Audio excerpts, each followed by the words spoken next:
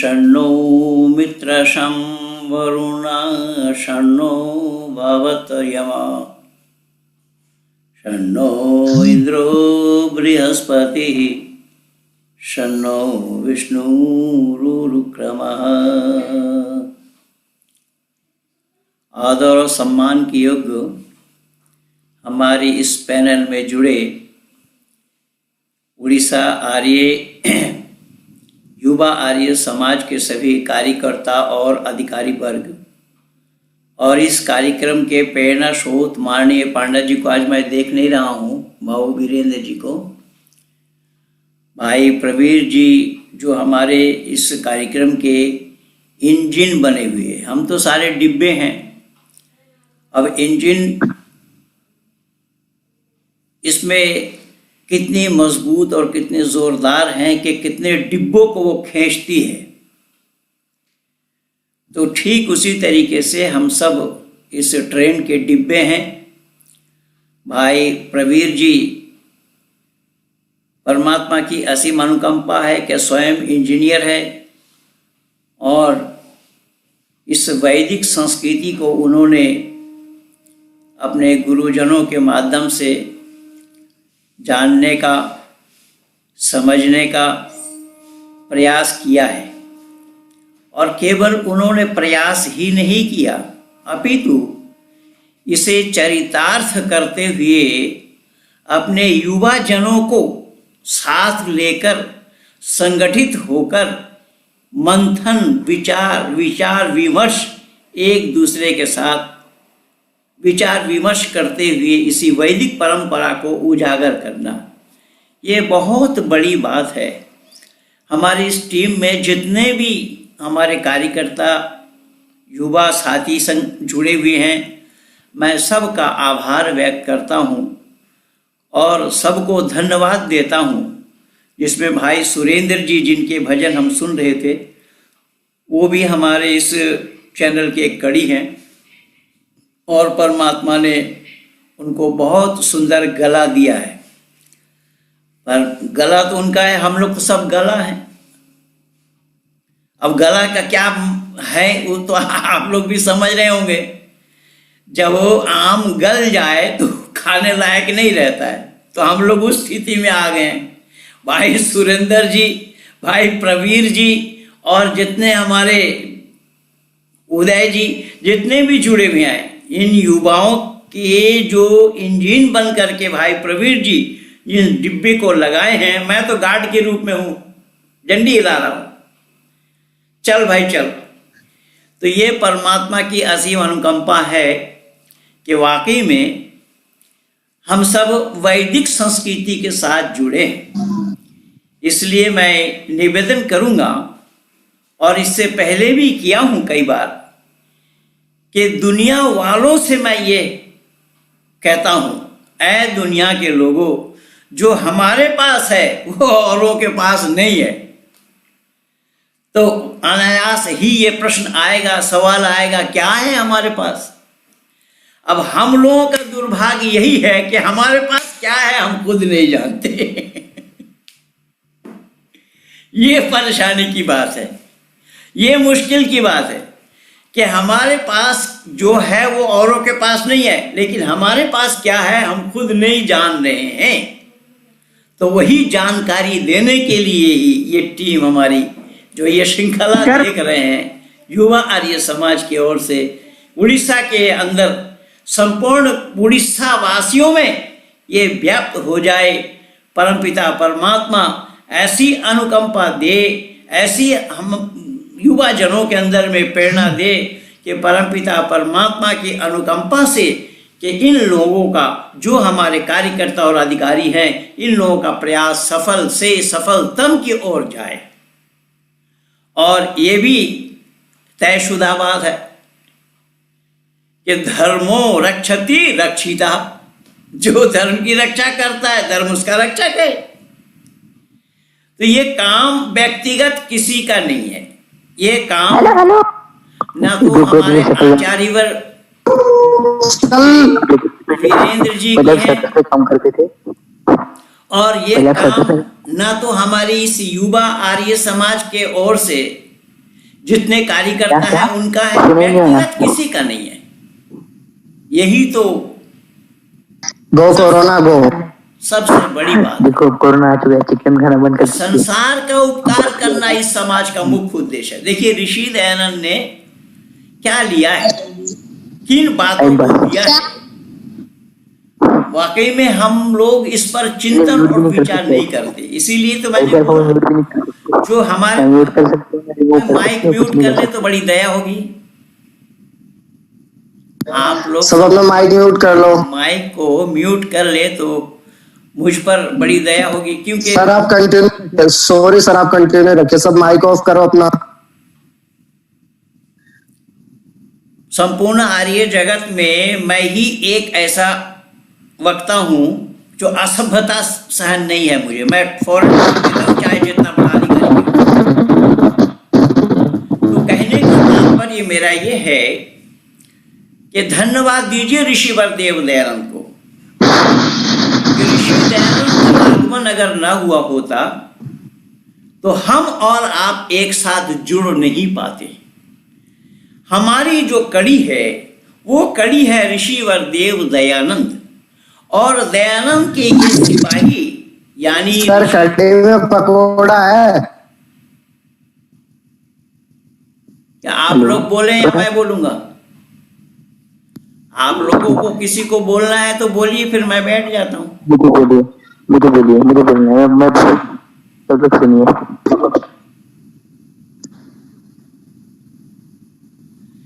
मेरा कहने का उद्देश्य और मकसद ये है कि हम जितने भी जुड़े हैं, वाकई में ऋषिवर देव दयानंद ने इस आर्य समाज को बनाया था 1875 में। हम सोच भी नहीं सकते 1875 की बात। शुरू कीजिए शास्त्री जी, शुरू कीजिए। क्या मेरी आवाज नहीं आ रही है? मैं निवेदन कर रहा हूं, शास्त्री जी आपका माइक म्यूट है।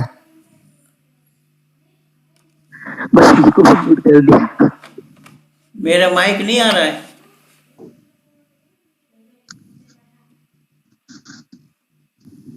मेरी आवाज आ रही है? लेकिन डिस्टर्ब तो किसी का खुला हुआ है जिसमें हम डिस्टर्ब हो रहे हैं। आपको मैं शास्त्री जी मुझे होस्ट बनाइए, होस्ट बना दीजिएगा। मैं इन्हें म्यूट कर रहा हूँ, सबको होस्ट बनाइए मुझे। भाई आप कर दीजिए, कासिम अली कर लीजिए, आप होस्ट आप पहले म्यूट कीजिए।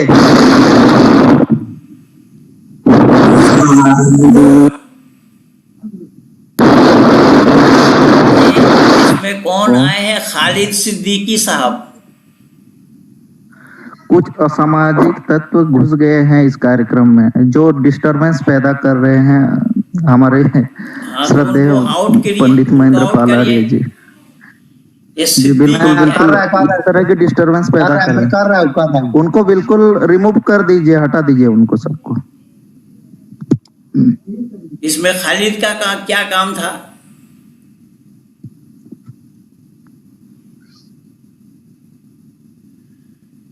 ये योगेश्वर दत्त आईपीएस हमारे कार्यक्रम के साथ जुड़े हैं क्या? ये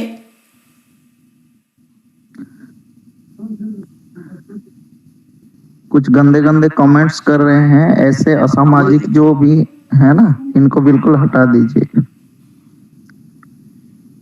खैर, तो मैं निवेदन कर रहा था, ये तो भाई हाथी का काम है अपने मस्त चाल से चलना, और पीछे भौंकने का काम है कुत्तों का। तो कुत्तों के पीछे भौंकेंगे ही। यानी बड़ी बात यह है मानव समाज में, जब खेत में हम देखते हैं ना, खेत में अनाज बोने के लिए उस खेत को तैयार करना पड़ता है पहले, और उस खेत को तैयार करने के लिए खरपतवार जितने हैं, घास फूस सब फेंकना पड़ता है, उखाड़ना पड़ता है। और उसको कोई बोया नहीं था, ये घास फूस अपने आप पैदा हो जाते हैं। तो हमारे इस कार्यक्रम में भी ऐसे ही पैदा हो गए हैं। तो इन पैदावार को रोकिए, इन पैदावार को उखाड़ फेंकिए। अविद्या का नाश पहले है, विद्या की वृद्धि बाद में है। इसीलिए मैंने निवेदन किया कि परमपिता परमात्मा की असीम अनुकंपा है कि ऋषिवर देव दयानंद ने 1875 में इस आर्य समाज नाम की संस्था को कायम किया और उन दिनों से लेकर के अब तक ये प्रचार करते कराते आ रहे हैं। लेकिन प्रचार कहाँ तक क्या हुआ, कैसा हुआ, ये मैं नहीं जानता हूँ। लेकिन आज धरती पर विचरण करने से या भारतवर्ष में विचरण करने से हमें पता लगता है कि सही अर्थों में ये लोग अगर परिश्रम करते होते, ये लोग जिम्मेदारी के साथ इसका प्रचार और प्रसार करते होते, तो फिर आज ये असामाजिक तत्व तो हमारे इस कार्यक्रम में आ नहीं सकते थे। ये इसका मूल कारण यही है कि हमने अपनी सच्चाइयों को औरों तक पहुंचाने का प्रयास नहीं किया, अपनी जिम्मेदारी नहीं निभाए। अगर हम जिम्मेदारी निभाते होते तो ये भारत तो आर्यमय हो जाना चाहिए था। क्यों नहीं हुआ? ना होने का यही कारण है कि जो बैठ गए जहां पर वो समझते हैं यही सब कुछ है, इससे बाहर नहीं है। और अगर बाहर हैं तो वह अपने लिए नहीं है, वो औरों के लिए है। ये जो मनोदशा इन लोगों की है और इसमें सारा काम बिगाड़ रखा है, सारा काम बिगाड़ दिया है। तो इस बिगड़ा हुआ काम को बनाने के लिए हम सबको थोड़ा हिम्मत के साथ आगे आना पड़ेगा, हिम्मत के साथ लोगों को जोड़ना पड़ेगा, लोगों को अच्छाई बतानी होगी, लोगों को ये सच्चाई बताना पड़ेगा कि भाई एक ही है जो है वो हमारे पास है, औरों के पास नहीं है। तो औरों के पास क्या नहीं है? औरों के पास वेद नहीं है और हमारे पास वेद है। फिर याद रखिएगा, हमारे पास वेद है, औरों के पास वेद नहीं है। और वेद ना होने का ये नतीजा आप सबके सामने में। तो कहने का तात्पर्य मेरा ये है कि आज युवा जनों के दिल और दिमाग में इन्हीं बातों को भरना है। युवा पीढ़ी के दिल और दिमाग में इन्हीं बातों को भरना है कि हमारे युवा जन अगर इस सच्चाई को जान जाएं, अपने जीवन को सफल बनाने के लिए क्या करना पड़ेगा, अगर इसे ही जान जाएं तो और किसी की आवश्यकता नहीं है। क्योंकि हमें धरती पर जीने के लिए कला चाहिए, जीना सीखना पड़ेगा। अब दुर्भाग्य तो यह है कि आज धरती पर लोग कैसे जीना है इसको सीखा नहीं, पर जन्नत में बना रहे मकान, जन्नत का ख्वाब देख रहे हैं, चांद में जमीन खरीद रहे हैं। अरे दुनिया में रहने का ही सलीका सीख जाते, दुनिया में रहने का तरीका ही सीख जाते, दुनिया में रहा जाता है किस तरीके से, इसी जिम्मेदारी को अगर निभाते होते तो आज भारत का नक्शा ही कुछ और होता। मैं विश्व के लिए क्या कहूँ। मैंने निवेदन किया, ऋषि दयानंद ने यही जिम्मेदारी दी थी, आर्य समाज बना करके आर्यों को ये जिम्मेदारी दी थी ऋषि ने कि आप लोगों के लिए ये जिम्मेदारी है। इस जिम्मेदारी को आप लोग जिम्मेदार बन करके अगर निभाएंगे, जिम्मेदार बन करके अगर इसको संचालित करेंगे तो कोई ताकत नहीं कि इसको टाल सके। बात तो वहां तक थी, लेकिन हमने क्या किया है, हमने अपने जिम्मेदारी को समझा ही नहीं, हमने अपने जिम्मेदारी को समझने का प्रयास ही नहीं किया। अगर हम अपने जिम्मेदारी को समझने का प्रयास करते होते, तद अनुसार अपना जीवन को बनाते होते, तद अनुसार अपने जीवन की क्रियाकलापों को उसी तरीके से रखते होते, तो हमारा देखा देखी प्रभाव औरों पर भी पड़ता। लेकिन हमें देख करके तो आज भाग रहे हैं। मैं आप लोगों को एक पुरानी बात याद दिला रहा हूं, जबकि मैं आर्य समाज में आने के बाद जाना इस बात। अरे भैया बंद करे इसे बंद करे का है।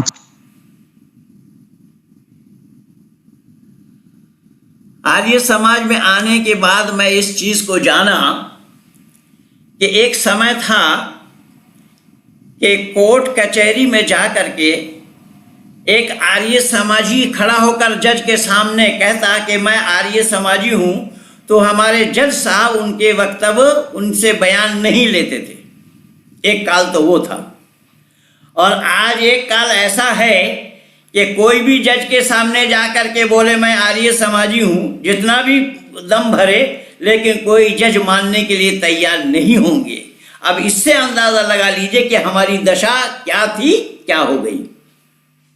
इसके लिए कौन जिम्मेदार है? इसके लिए हमारे लोग ही जिम्मेदार हैं। हमारे जिन लोगों पर ऋषि दयानंद ने यह जिम्मेदारी दी थी, उन्होंने इस जिम्मेदारी को निभाया नहीं। अगर वो सही अर्थों में इस जिम्मेदारी को निभाते होते, आज नक्शा ही कुछ और होता। मैं तो साधुवाद देता हूं माननीय आचार्यवर वीरेंद्र जी को कि हमारे युवा जनों के दिल और दिमाग में आपने इन वैदिक संस्कृति की बातों को भरने का प्रयास किया है और हमारे युवा जुड़े हैं आपके साथ। और उसी तरीके से इस जिम्मेदारी को निभाने के लिए रोजाना, अरे सप्ताह में 1-2 दिन तो ये काम करते हैं, लेकिन रोजाना 7:30 बजे से लेकर के 8:30 बजे तक रोजाना इसी वैदिक विचारधारा को विभिन्न भारत के विभिन्न प्रांतों से विद्वानों को बुला बुला कर उनके विचारों को दिल और दिमाग में भरने का प्रयास करते हैं। इसीलिए ये जो काम हो रहा है, ये सराहनीय कार्य है। इसका कोई मूल्य नहीं दे सकता कोई दे और ना दे, लेकिन आर्य समाजी तो दे नहीं सकता, ये दावा के साथ मैं कह रहा हूं। लेकिन परमात्मा की असीम अनुकंपा है कि इसी तरीके से हम जब जिम्मेदारी अपना समझ गए हैं तो हमारे लिए ये कर्तव्य बन जाता है, हमारे लिए दायित्व बन जाता है कि उस जिम्मेदारी को कोई नहीं निभाया वो बात छोड़ दीजिए, लेट देम गो कह दीजिए। हम इस जिम्मेदारी को निभाने का प्रयास करें। अगर हमारा भविष्य उज्जवल हो जाए तो अतीत को छोड़ दीजिए, भविष्य उज्जवल हो जाए तो यही पर्याप्त है। उस भविष्य को उज्जवल करने के लिए वैदिक संस्कृति के साथ मानव समाज को, केवल युवा जन हो कोई नहीं, अपितु मानव समाज को जोड़ने के लिए इसी परंपरा, यही एक परंपरा है, दूसरा और कोई परंपरा नहीं है। वो मैं ही नहीं कह रहा हूं, ऋषि दयानंद ही ने नहीं कहा, अपितु वेद से ढूंढ करके ऋषि दयानंद ने मानव समाज के सामने रखा। वेद मुकद्दस में परमात्मा का उपदेश यही है कि नाना पंथ विदते आयनाय, कि अनेक रास्ता सही नहीं है, सही और सच्चा रास्ता केवल एक है। अब यहां जब वेद में परमात्मा का ये उपदेश आ गया, परमात्मा ने अपने संतानों को यह बता दिया है कि एक ही रास्ता है, सही और सच्चा रास्ता। उसी सही और सच्चे रास्ते पर चलने पर ही मानव जीवन का सफल बनाया जाना संभव होगा। तो इसी सही और सच्चा रास्ता हम दुनिया को नहीं दिखा पाए और आज उन्हीं का भरमार हो रहा है। जो लोग रास्ता जानते नहीं हैं वो रास्ता दिखा रहे हैं। और विशेष करके जहाँ तक उड़ीसा की बात है, तो उड़ीसा में तो मैं बहुत अच्छी तरीके से जानता हूँ कि उड़ीसा के लोग, पहले आर्य समाज आज से नहीं है, उड़ीसा में बहुत पहले से है। अगर वो लोग भी अपनी जिम्मेदारी को निभाते होते तो ईसाइयों का बोलबाला उड़ीसा में इस तरीके से नहीं हो पाता। इसी उड़ीसा के कई पादरियों को मैंने वैदिक धर्मी बनाया है। इसी उड़ीसा के कई बड़े बड़े पादरियों को मैंने वैदिक धर्मी बनाया है। वेद के सामने नाक रगड़वाया हूं मैं उन लोगों का। तो परमात्मा की असीम अनुकंपा है कि इस जिम्मेदारी को हम लोग जानें, इस जिम्मेदारी को हम सीखें कि किस तरीके से हम, क्योंकि सही और सच्चा रास्ता जब एक है, हमें जानना पड़ेगा वो रास्ता कौन सा है, और वो रास्ता है वेद का। इसी वेद रूपी रास्ते से ही मानव अपने जीवन को सफल बना सकता है। यही कारण बना कि ऋषि व देव दयानंद को भी लिखना पड़ा कि वेद सब सत विद्याओं की पुस्तक है। वेद का पढ़ना, पढ़ाना, सुनना और सुनाना सब आर्यों का परम धर्म है। देखिए, अब आर्यों पर ऋषि ने जिम्मेदारी दी, सब आर्यों का परम धर्म बतलाया है। साधारण धर्म नहीं, परम धर्म। क्या परम धर्म है? कि वेद का पढ़ना, पढ़ाना, सुनना और सुनाना। लेकिन इन्होंने थोड़ा सा पैंतरा बदला है अपना। इन्होंने क्या किया है कि वेद का पढ़ना, सुन ना, सुना ना, सब में ना को अलग करके इन लोगों ने गुड़ गोबर बना दिया है। तो इसीलिए आज बहुत जरूरी है कि हम युवा जनों के अंदर में इस भाव को भरें। मैं ये कहा करता हूं कि आज बिगड़ी है डगर, उस बिगड़ी डगर को बदलो, गांव को बदलो और नगर को बदलो। टोपी को बदलने से न बदलती है निज़ाम, घर बदलना इंसान के सर को बदलो। तो इंसान के सर को बदला जा सकता है केवल विचारों के माध्यम से, कोई और रास्ता नहीं है। अब इंसानों के दिमाग को बदलने के लिए यही एक विचारधारा है, ये वैदिक विचारधारा, सत्य विचारधारा अगर हम युवा जनों के दिल और दिमाग में पहुंचा दें, क्योंकि घर से तो उनको ये मिला नहीं है, उनको जानकारी मिली नहीं है। अगर हम अपने मित्र मंडली के माध्यम से उन्हें ये जानकारी दे दें, उनको ये सच्चाई बताएं और उनको अपने साथ मिलाएं, उनको अपने साथ जोड़ करके चलें, तो हम 1 और 1 2 नहीं अपितु 1 और 1 11 होंगे। अब ये देखिएगा जरा विचार करके कि सही और सच्चा एक क्यों और कैसा होता है। मैं एक उदाहरण दे रहा हूं, और ये उदाहरण मैं इसलिए दे रहा हूं कि हमारे भाई प्रवीर जी इंजीनियर हैं और इन्होंने भली भांति अपना परिश्रम किया है, दिमागी परिश्रम, क्योंकि दिमागी विकास के बिना इंजीनियर बना जाना संभव नहीं है। अब देखिएगा कि एक है सच्चाई, वो पूरी दुनिया में सच्चाई एक है। क्या है वो? जैसा गणित की जो सच्चाई है वो संपूर्ण दुनिया में एक है। 2 और 2 4 होगा। ये हम भारत में 2 और 2 4 बोलते हैं तो संभव नहीं।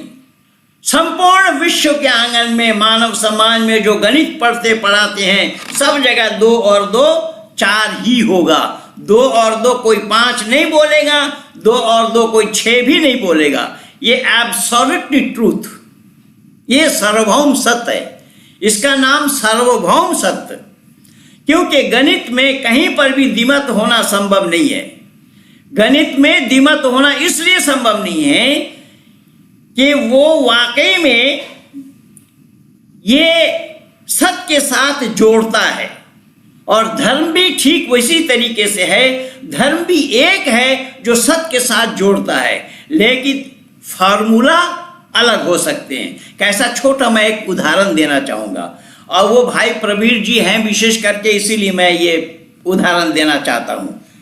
और सर क्वेश्चन है, क्वेश्चन नंदलाला गाना, सर नंदलाला गाना सुना है देखो, सुनिए। किससे कौन क्वेश्चन कर रहे हैं भाई?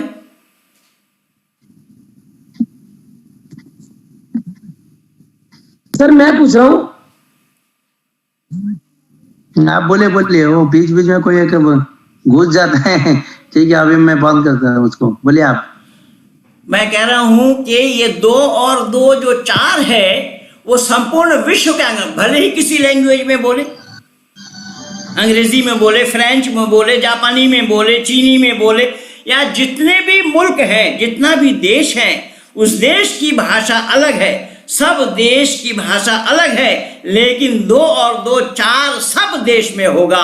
कोई देश अलग नहीं हो सकता, कोई देश अलग नहीं बता सकता, कोई देश अलग नहीं कह सकता। वो 2 और 2 4 ही बोलना पड़ेगा। लेकिन हाँ, फॉर्मूला अलग हो सकता है। जैसा मैं एक छोटा सा उदाहरण दे रहा हूं। फॉर्मूला इस तरीके से होता है, जैसा उदाहरण के रूप में कि जहां मैं बैठा हूं, ये कमरा मिट्टी से भरी हुई है।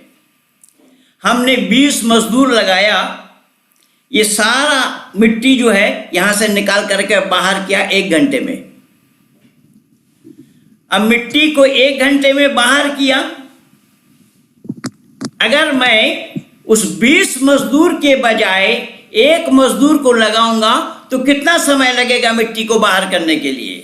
तो अब गणित का फॉर्मूला ये बता रहा है कि 20 आदमी जो काम 1 घंटा में किया, 1 आदमी वही काम 20 घंटा में करेगा। लेकिन यहां फेल है ये फॉर्मूला, क्योंकि 1 आदमी कंटिन्यू 20 घंटा काम कर नहीं पाएगा। पहली बात ये होगी कि एक आदमी कंटिन्यू 20 घंटा काम नहीं कर पाएगा, इसलिए गणित का ये फॉर्मूला यहां पर अनफिट है। लेकिन वो फॉर्मूला बिल्कुल फिट है, 2 और 2 4 है, या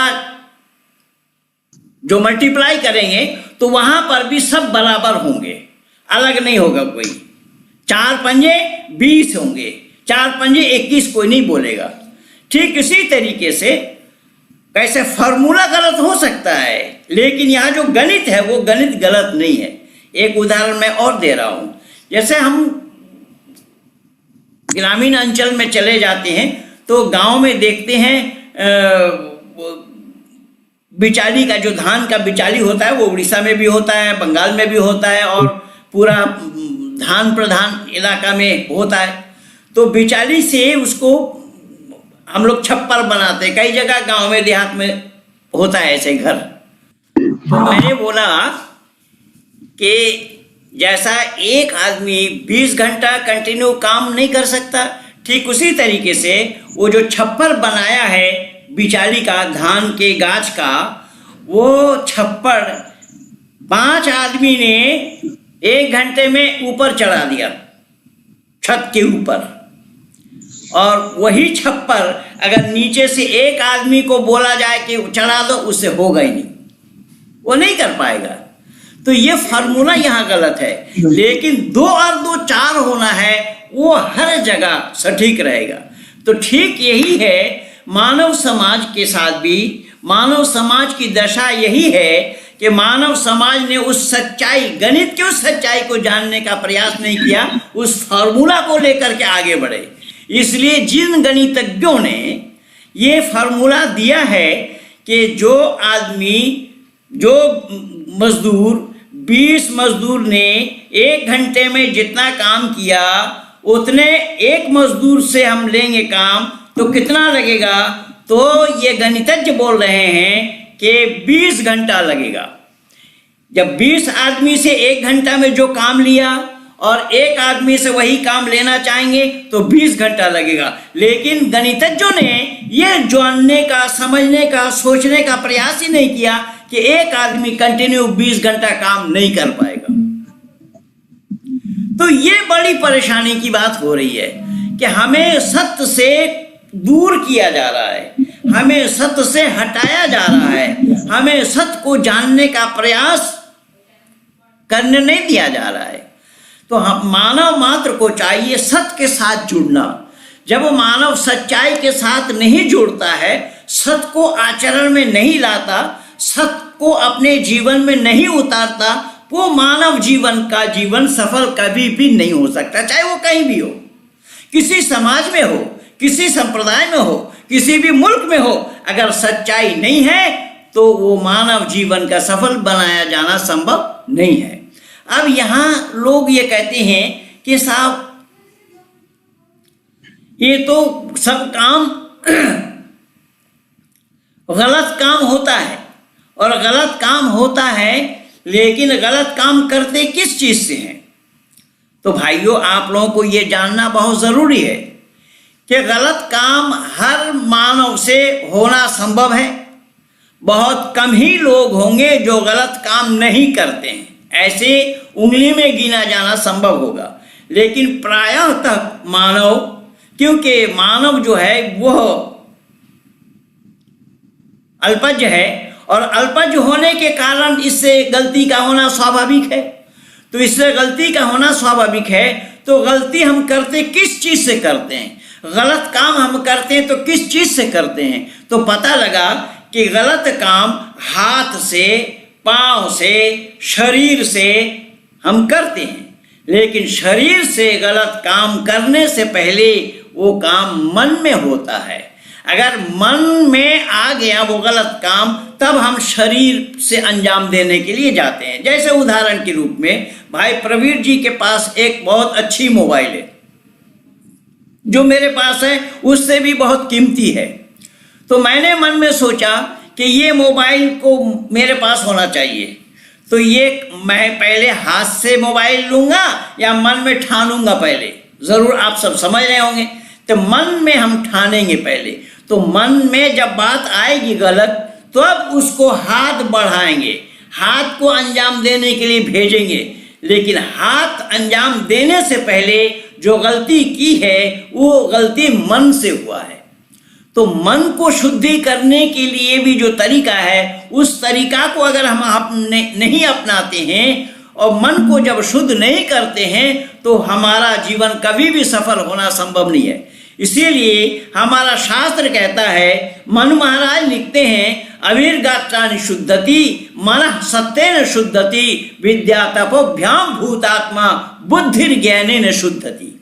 देखिए यहाँ पर जो शुद्धिकरण की बात आई है तो हमारे पथ प्रदर्शकों ने ये बतलाया है कि अविर्गात्राणि शुद्धति, शरीर के मैल को धुलने के लिए हम नहाएंगे तो नहाने से शरीर के मैल तो धुलेगा, लेकिन दुर्भाग्य ये है कि शरीर के मैल को धुलने के बजाय लोगों ने यहाँ पर माना है कि पाप धुल जाएंगे। अब ये कैसा संभव होगा पाप धुल जाएंगे? और ये हमारे केवल हिंदू घराने में नहीं, आज इस ब्रह्मांड में, विश्व के आंगन में ये जितने भी मतांतर हैं, जितने भी समाज हैं, संस्थाएं हैं और जितने भी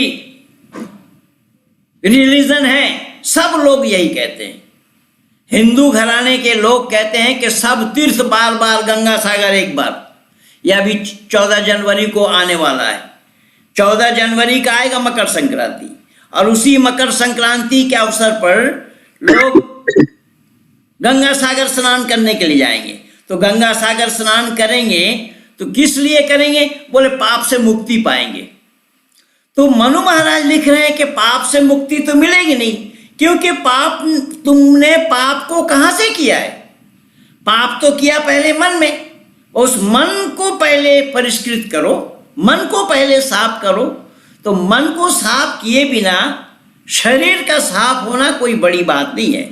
तो मन, जब आप मन से हम पाप किए हैं और शरीर को धो रहे हैं तो शरीर को धोने से शरीर का मैल तो धुल गया, लेकिन वो पाप कहाँ धुला?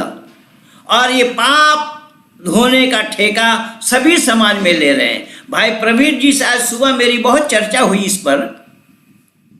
आज हमारे समाज में लोगों की उपस्थिति क्यों कम है? हमारे समाज में लोग आते कम क्यों हैं? हमारे पास लोग क्यों कम आते हैं? उसका जो निचोड़ मैं निकाला हूं या पाया हूं, उसका मैं भाई प्रवीण जी से आज सुबह जब हम दोनों वार्ता कर रहे थे तो इस पर काफ़ी चर्चा हुई हम दोनों की कि आज धरती पर जितने भी समाज, जितने भी संस्था, चाहे वो ब्रह्म कुमारी के नाम से हो, चाहे वो किसी और के नाम से हो, ये धरती पर असंख्य संगठन है और ये सारे संगठन के लोग यही कह रहे हैं कि तुम्हारा पाप को कितना ही हो जाए, हमारे पास आ जाओ, हम पाप से मुक्ति दिला देंगे। और एक हमारी संस्था, एक ऐसी संस्था है, हम दुनिया वालों को कहते हैं कि भैया पाप तुम करोगे तो भुगतना तुम्हें पड़ेगा, हम उसके लिए जिम्मेदार नहीं है, हम तुम्हारे पापों से तुम्हें छुटकारा नहीं दे सकते हैं। लेकिन आज ईसाई लोग कह रहे हैं कि पाप तो सब ईसा मसीह ले गया, अब ईसा मसीह मरेगा भी इसका कोई ठिकाना नहीं, अब हमारा किया हुआ पाप हम अब कर रहे हैं, वो बोले अपने ऊपर ले लिए। कैसा संभव होगा? मैंने एक पादरी से कहा कि अगर हमारा पाप ईसा मसीह ने लिया तो हम खाएंगे और पेट आपका भरेगा। बोले वो क्यों भरेगा? मैंने कहा जब हम खाएंगे पेट आपका नहीं भर सकता तो पाप हम करेंगे, ईसा मसीह कैसे ले लेगा अपने ऊपर? कोई जवाब नहीं इन लोगों के पास। इसीलिए मैं निवेदन कर रहा हूं, हम दुनिया वालों को पाप करने से रोकते हैं, पाप के लिए दुनिया वालों को बताते हैं कि भैया पाप काम करना मनुष्य का काम नहीं है, मनुष्य का काम पाप करने का नहीं है। तो मनुष्य का काम पाप करने का क्यों नहीं है? तो इसका समाधान देखिए कितना सुंदर है। इसका समाधान ये है कि मनुष्य परमात्मा के संतान है। मनुष्य संतान किनके हैं? परमात्मा के। क्योंकि हम परमात्मा को बोलते हैं तुम ही वो माता च पिता तुम ही वो, वेद में भी आया है तुम ही ना पिता वसो तुम माता शतक तो बहु पिता दाते सुमनमी में, वेद में परमात्मा को पिता कहा गया है। अगर परमात्मा हमारे पिता हैं, हम उसके संतान हैं, तो क्या पिता के गुण संतान के अंदर में होना चाहिए या नहीं होना चाहिए? बस यही हम कहते हैं दुनिया वालों से। क्या है दुनिया के लोगों, जब आपके पिता में ये अवगुण नहीं है और उनके संतान आप हैं, तो आप में ये अवगुण क्यों रहे? इसलिए हम पापी से नहीं डरते हैं और ना पापी से डराते हैं, हम पाप से डरते हैं और पाप से ही डराते हैं। क्या है दुनिया के लोगों, पाप करने से डरो, पापी से मत डरो, पाप करने से डरो। तो जब पाप करने से वो डरेंगे तो पाप नहीं होगा। तो इन लोगों का ये कहना है, कई लोग, ये हमारे हिंदू घराने के लोग कहते हैं कि भाई इलाहाबाद के कुंभ में नहा लो, वहां पर तीनों नदी का समावेश है। तीनों नदी का समावेश है, गंगा, यमुना और सरस्वती। हालांकि उड़ीसा में तो मंदिरों का ही प्रदेश है। फिर भी मैं निवेदन कर रहा हूं, इनकी मान्यता क्या है? ये कहते हैं गंगा, यमुना, सरस्वती तीनों नदी का समावेश है, जबकि सरस्वती वहां नहीं है। फिर भी लोग कहते हैं, ये प्रचलन लोगों ने चला दिया है, वहां नहाने से पाप से मुक्ति हो जाते हैं, पाप से बरी हो जाते हो। इस्लाम वाले कहते हैं हज कर लो, पाप से बरी हो जाओगे।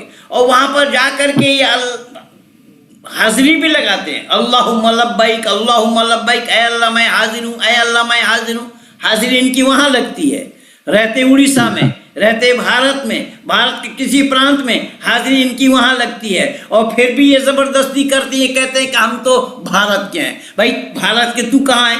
भारत का अगर तू होता तो हाजिरी वहां लगाता है, वहां लगाने जाती।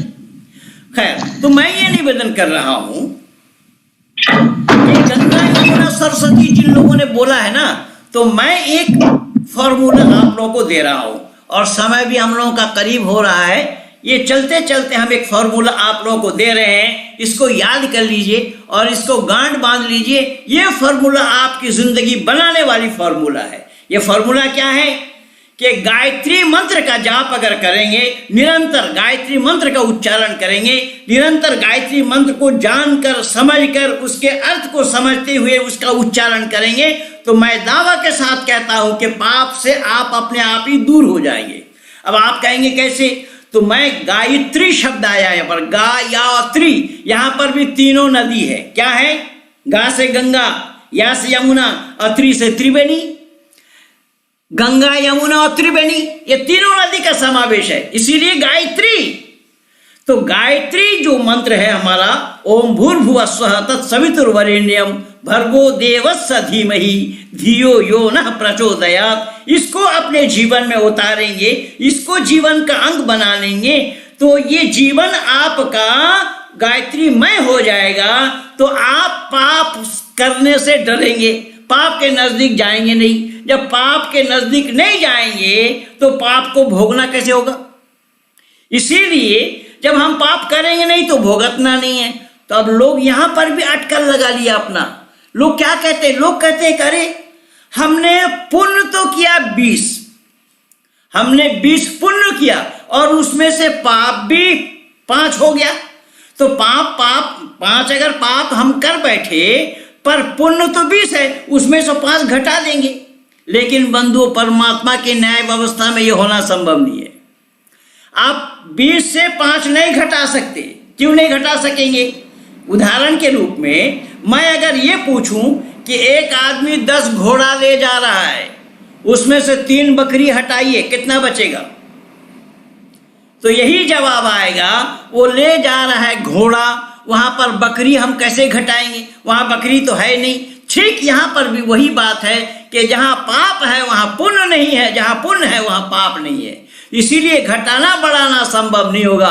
परमात्मा की न्याय व्यवस्था यह है कि जो आप पुण्य करेंगे उसकी जो जज़ा है वो आपको मिलेगा ही मिलेगा, और जो आप पाप करेंगे उसकी सजा भी आपको भुगतना है।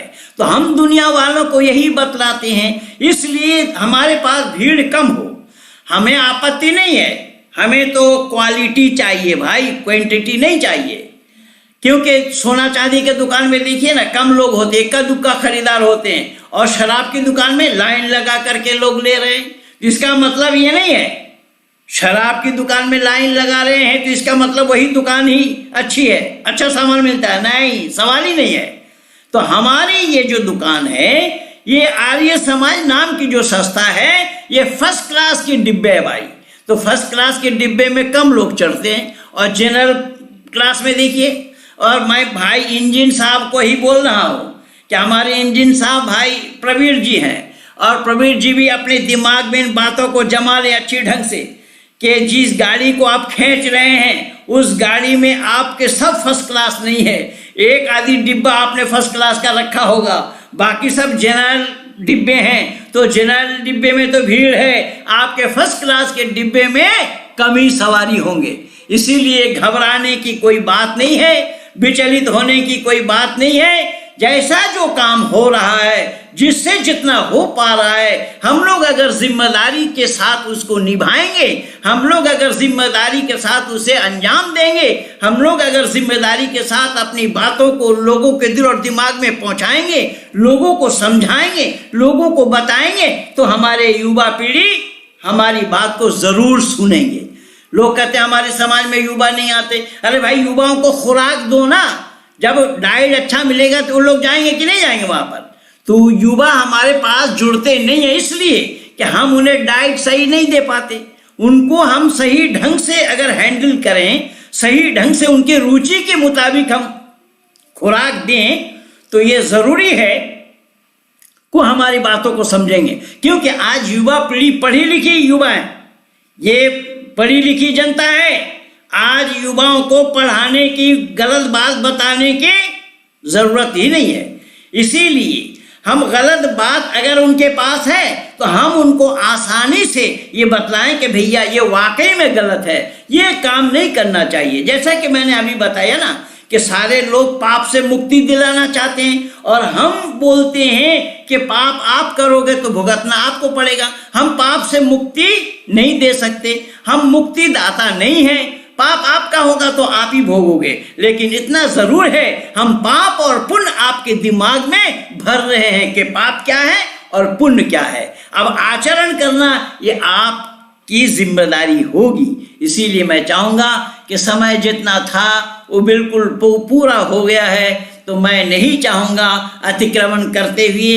यद्यपि मैं जान रहा हूं कि मैं तो चुनौती दे करके कार्यक्रम में जाता हूं कि हमारे ऑडियंस ऊब नहीं सकते, होपलेस नहीं हो सकते, हमारे ऑडियंस हमें छोड़ करके उठ नहीं सकते। इतना भरोसा मैं दिला करके कार्यक्रम में जाता हूं।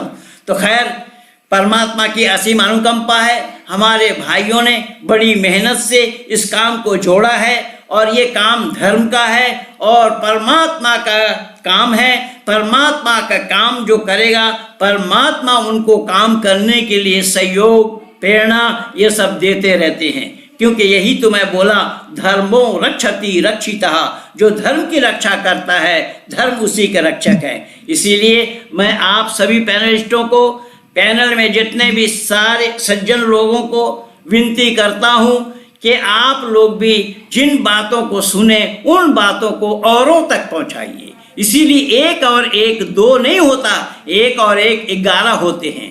तो हम 2 ना बने, 11 बनने का प्रयास करें। जब हम 11 बनने का प्रयास करेंगे, अपने इन विचारों को औरों तक पहुंचाने का प्रयास करेंगे, तो दिन दुगनी रात चौगुनी हम तरक्की करेंगे। इन्हीं शब्दों के साथ सबको नमस्ते करते हुए अपने वाणी को विराम दे रहा हूँ। सबको नमस्ते। भारत माता की जय।